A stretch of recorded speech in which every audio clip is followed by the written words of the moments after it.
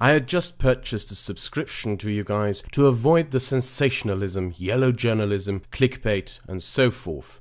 I'd been sold on the theory that a newspaper that has a steady stream of income from subscriptions would be safe from that. What a joke.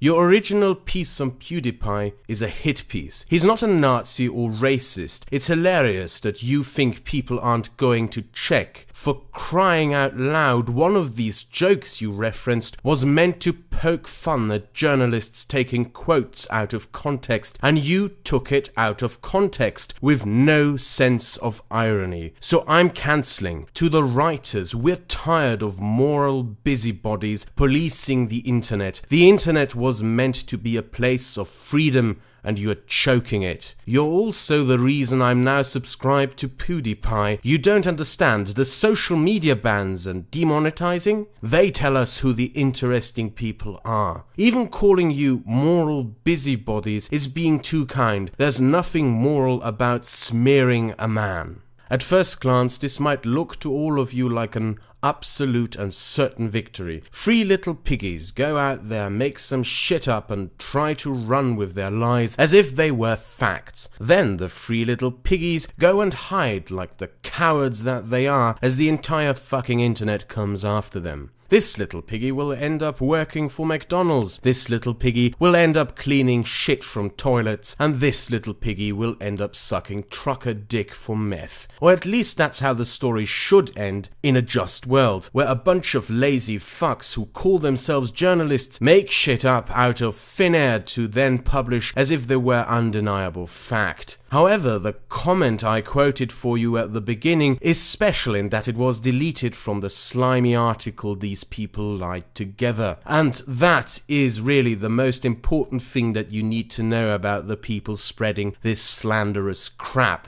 They don't give a shit. They don't care that you caught them lying. They don't care that the world's largest online community knows they are lying, and they don't care that the internet is calling them out. You are not dealing with some idiots here who got caught lying and now have to shrivel together like a cock in the Arctic to pathetically quivel up some apology, because in their minds, these people are right, no matter how much reality disagrees with them. You are dealing with a closed mind here. People who have come to the conclusion prior to making any investigation or inquiry into a matter that they have made a judgment of. Even though you would expect the journalist to do those very fucking things. And their behavior on the internet has so far underlined that fact.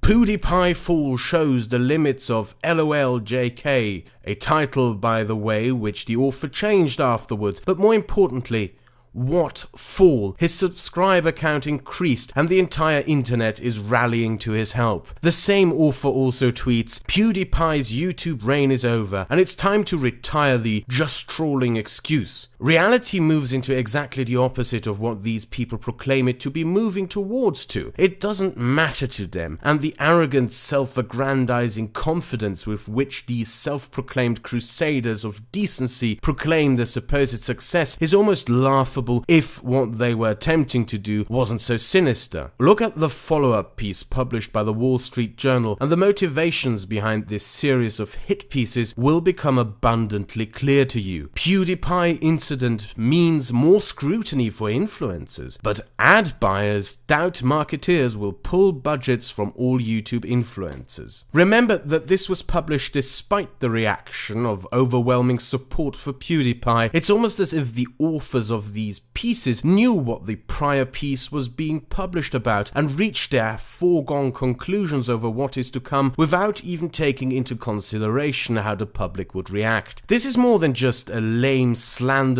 hit piece. It is an attempt to undermine the very basis upon which YouTube has been built, to be an open platform for all sorts of creators to express and share their creative potential. PewDiePie just showed every brand why influencers are dangerous, from Forbes magazine. When did fascism become cool? PewDiePie's antics are the thin end of the wedge. A white guy with a net worth of 124 million making poor brown people hold up a sign calling for genocide is pure banter, isn't it? From The Independent.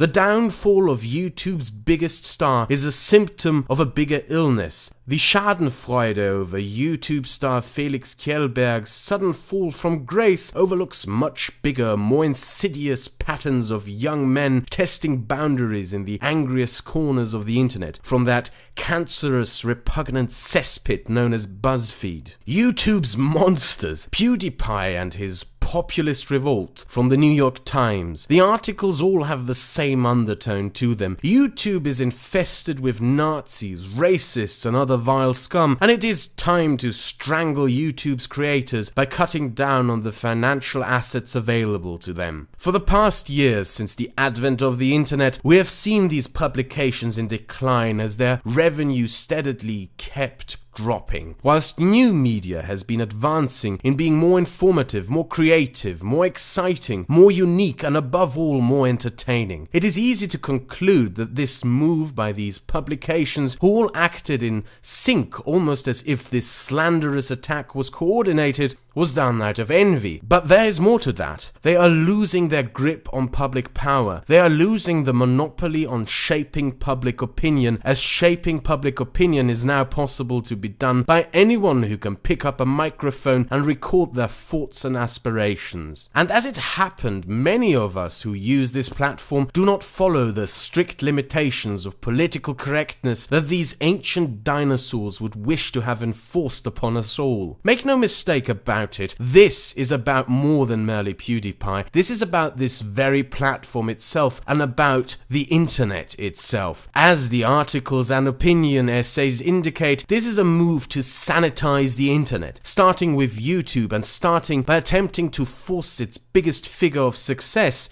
to his knees. Think of every channel you enjoy on this platform, the entertainers, the comedians, the educators, the artists, the provocateurs, the commentators, the scholars. Think of every person on this channel who you have ever watched and enjoyed. All of this is to be replaced with the glorious vision of YouTube that these people wish upon us. 24/7 BuzzFeed questions stereotype A has for stereotype B nonsense, squeaking gibberish lectures on how you are not allowed to have fun and childly friendly cuddly crap. A sanitized YouTube with no controversy, no boundary breaking creativity and expression, just pure monotonous boredom forever and ever. Not because it sells, but because the self-proclaimed prophets of decency proclaim that it sells and should be sold in the name of decency, and because Ratty McWeaselface thinks it's good.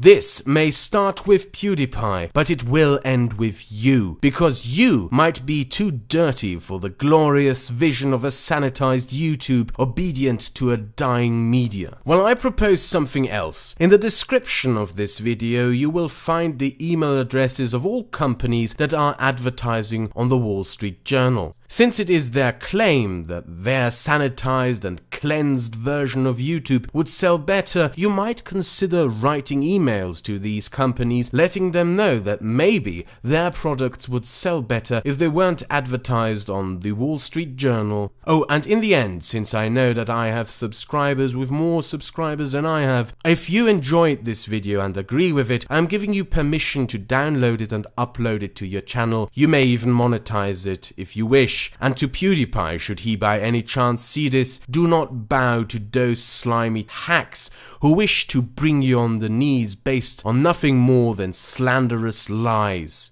Have a nice day.